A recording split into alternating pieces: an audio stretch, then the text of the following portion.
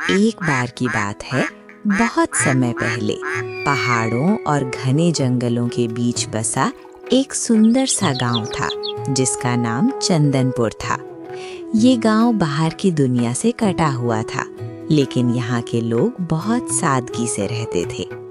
गांव के चारों ओर हरे भरे खेत, ऊंचे पेड़ और कलकल करती छोटी छोटी नदियां थीं। लोग मेहनती थे, पर उनकी जिंदगी में एक कमी थी, पानी की।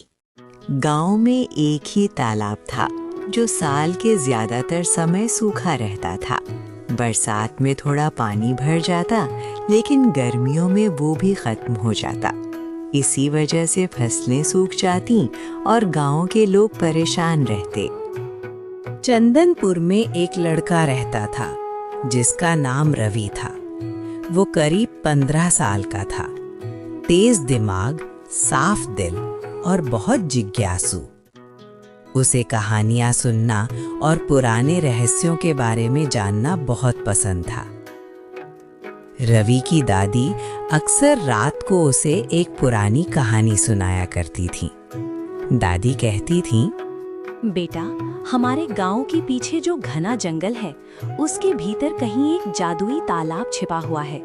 वो तालाब साधारण नहीं है। जो भी सच्चे मन से उसके पास जाता है, उसकी जिंदगी बदल जाती है। रवि हर बार यही पूछता, दादी, क्या वो तालाब सच में है? दादी मुस्कुरा कर गई। कुछ रहस्य आंखों से नहीं, विश्वास से देखे जाते हैं। एक दिन गांव में फिर से सूखा पड़ गया। लोग चिंतित थे। रवि ने ठान लिया कि वो जादुई तालाब को खोज कर रहेगा। उसने अपने सबसे अच्छे दोस्त मोहन को अपनी योजना बताई। मोहन थोड़ा डरपोक था, लेकिन दोस्ती के आगे झुक गया। अगर तू जा रहा है तो मैं भी चलूंगा, उसने कहा। दोनों सुबह सुबह जंगल की ओर निकल पड़े। जंगल गहरा था, ऊंचे पेड़, अजीब आवाजें और रहस्यमयी सन्नाटा। रास्ते में उन्हें कई तरह के जानवर मिले, लेकिन किसी ने उन्हें नुकसान नहीं पहुंचाया। कुछ दूर जाने पर उन्हें एक बूढ़ा साधु मिला जो एक पत्थर पर बैठा ध्यान कर रहा था। साधु ने आंखें खोली। साधु बोले, तुम दोनों जादुई तालाब की खोज में हो, है ना? आपको कैसे पता? रवि ने पूछा। दोनों चौंक गए। वह तालाब हर किसी को नहीं मिलता।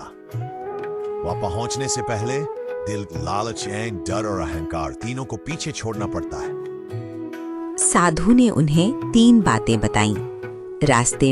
रास्ते में डराने वाली आवाजें आएंगी।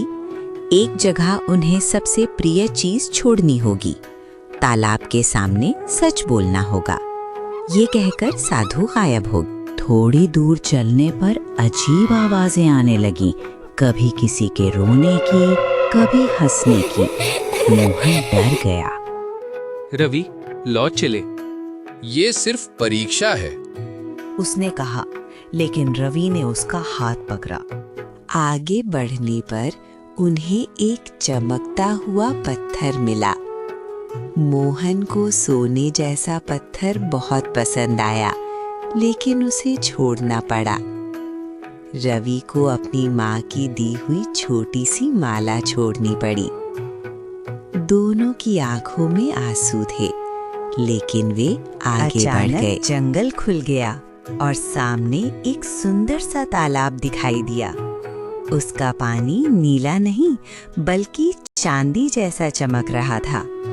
हवा में ठंडक और शांति थी। तालाब से एक मधुर आवाज आई। क्यों आए हो? मोहन बोला, मेरे गांव के लिए पानी चाहिए। मैं अपने लिए कुछ नहीं मांगता। मोहन बोला, मैं डरता हूँ, लेकिन अपने दोस्त का साथ नहीं छोड़ सकता। तालाब का पानी तेजी से चमकने लगा। तालाब बोला, होटिस जो निस्वार्थ भाव से आता है वही योग्य होता है। तुम्हारे गांव में कभी पानी की कमी नहीं होगी, लेकिन याद रखना प्रकृति का सम्मान करना। तालाब से एक रोशनी निकली और दोनों पर पड़ गई।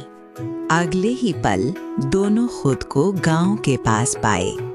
अगली सुबह गांव के सूखे तालाब में पानी भर चुका था। कुएं लबालब थे, खेत हरे हो गए।